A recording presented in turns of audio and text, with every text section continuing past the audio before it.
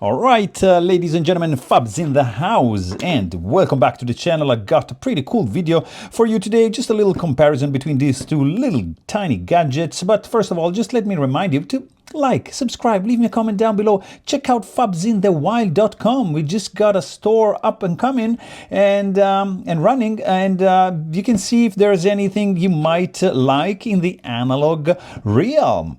So right over here, we got a direct comparison between the Voigtlander VC Meter 2 and the TTArtisan also light meter Mark II.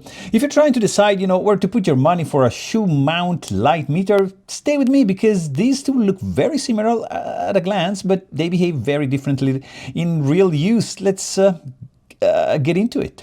So what are these things? These are like both small reflected light meters that sit on your camera cold shoe. For example, if you have Rolly, something like that, it's just going to live right over here, or a Leica, it's going to be on top, or whatever camera you have that is in need of a light meter. For example, I use it in this big boy right over here and just sits up top over here. That's a pretty cool one.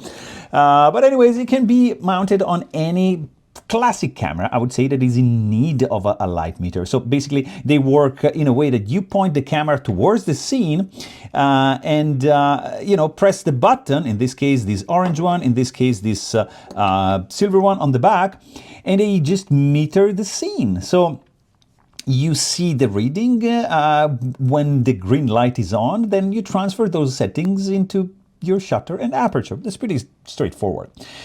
Classic use cases are, old Leica bodies, screw mount rangefinder, the Barnack bodies, the mechanical SLR, which might have like dead internal meters, medium format camera, as you just saw, with no meter at all, that kind of thing. So on paper, both meters do the same job, but in reality, my experience is very different.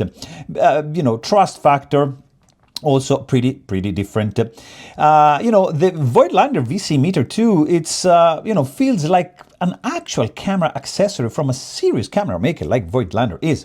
The body is made of metal. The dials have a nice resistance. This one is clicked, this one is continuous, and it feels pretty good in the hand, and the click detents, feel confident. The whole meter has a bit of weight that makes it feels like planted on the camera. On top of a Leica, Nikon rangefinder, SP, ideally, or a nice mechanical body, it just looks like it belongs there. Slim profile as well. The TTArtisan Light Meter 2 is also made of metal, but much lighter and more minimal. Looks good, especially in silver on a chrome body. But when you pick it up immediately, you feel that, this is a budget accessory. The dial works. They click, everything is functional, but the sensation in the hand is kind of less refined. If you value, the tactile and luxury feeling, just get this bad boy. If you want something small, light, functional, sure, the TTArtisan it's already good enough. Both meters are using the same basic layout, as you can see. You have a dial for shutter speed, a dial for apertures, and an ISO ring. You press the button to take the reading, you spin the dials until the green LED lights up between, the two red ones, and the difference is in the granularity, I would say. The Voigtlander, you have full stop shutter speeds and a full stop aperture that keeps things very fast and simple. It's almost like using the meter on an old mechanical SLR. You click on the dial, one click on the dial just equals one stop. That's pretty straightforward. If you shoot negative film and you like to overexpose by one stop, you can just bias your choice and you're done. TTArtisan Light Meter 2, you get more in between values. You see, you have the half stops as well, so you can be kind of precise. The downside is that the dial feels a little more fiddly, and it can take slightly longer to land where you want. So the question here is, do you want speed and simplicity, or do you want more micro control? Personally, if I'm walking around with a street camera, I much prefer the Voigtlander style. If I'm treating this more like a mini handheld meter for slow and careful work, sure, this granularity is kind of an actually plus. Both are reflected meters, and they read roughly what the lens is saying, but the Voigtlander has a slightly tighter acceptance angle.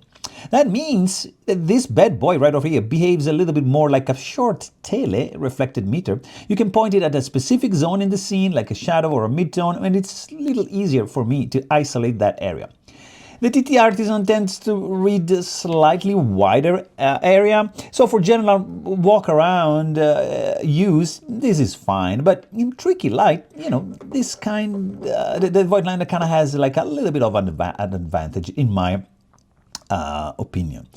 There's like a massive factor if you turn this upside down. So they both have,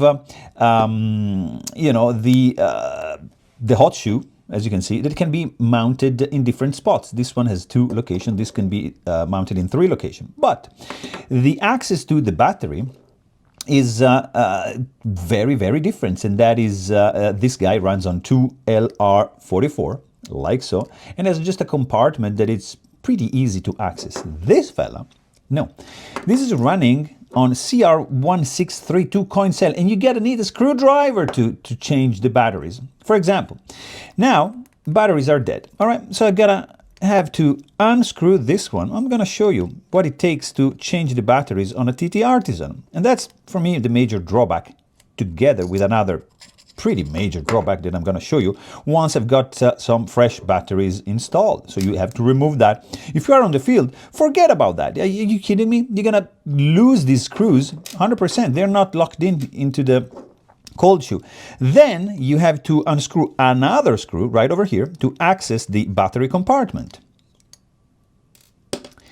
So beside the fact that this cell is a little less common, but still you can grab one of these, and I'm just gonna open this thing. This is a fresh one. Then look at that. How are you gonna remove that? You gotta take out your nails. It's kinda, you have your screwdriver, sure. So let's do this. So you got to pry it out and kind of leverage a little bit. And then you got to be very careful. Look at that. So the battery has to go underneath those 2 little teeth, like so. Slide it underneath, as you can see, and then you can push it in place. Then you have to put this battery cover back, which you see, it just doesn't want to go right away. But still, it's not that difficult, to be honest. Then you screw this in like so, and then you gotta screw this in as well, and you can pick one of the 3 positions, which is a bonus compared to that. What is the major drawback, guys? This is the red, the green light, and that is the red. And you can clearly see that it's a vibrant red and green. So in bright daylight, this works. Check this out. That is a very dim, so that's the red, that's the green, but let's do the both green side by side. This is dimmer. This is less, and the red as well. I mean, look at that. That is the red. That is the red. This is a bright environment, of course, but you cannot see the red one. And this is on, I can tell you. So that to me is, the major drawback of the TTArtisan. You can't really see that well in broad daylight, which is, kind of common usage scenario, right? So, from a travel point of view, I also still prefer the Voigtlander solution because it's slimmer profile. Look at that, less volume, so it looks much better. And if it's nicer to have a slimmer profile on a camera body. It keeps everything compact. On a classic body like I am, Canon P, Nikon S. This looks like part of the original system. It's extremely well designed. Design language matches that era of cameras as well. This looks like more like a modern accessory that happens to sit in the hot shoe. It's not ugly, but on a very classic body, it kind of feels more like a third-party gadget. So if you're obsessive about how your setup looks, you already know which one you're gonna lean, the way you're gonna lean to.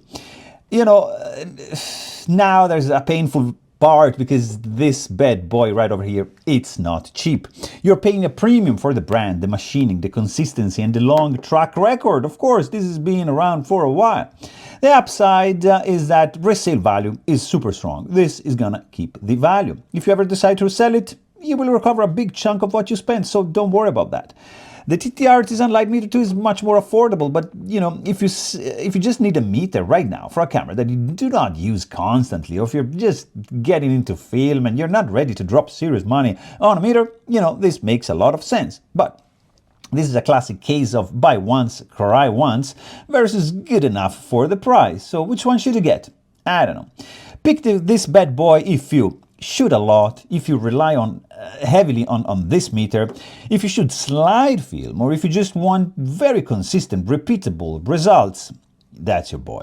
If you care about build quality, tactile feeling, and long-term reliability, again, go for this one. If you want something that looks like it belongs on a premium classic body, yeah, you know which one to pick.